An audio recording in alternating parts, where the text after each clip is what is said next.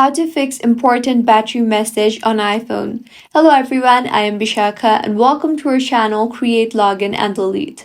Let's get right into the tutorial. If your iPhone is showing unable to verify this iPhone has a genuine Apple battery, health information not available for this battery. So let's fix that. Launch the settings application on your device. Scroll down and tap on battery option here.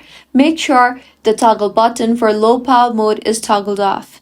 Now quit all the applications running in the background of your iPhone and then force restart your iPhone.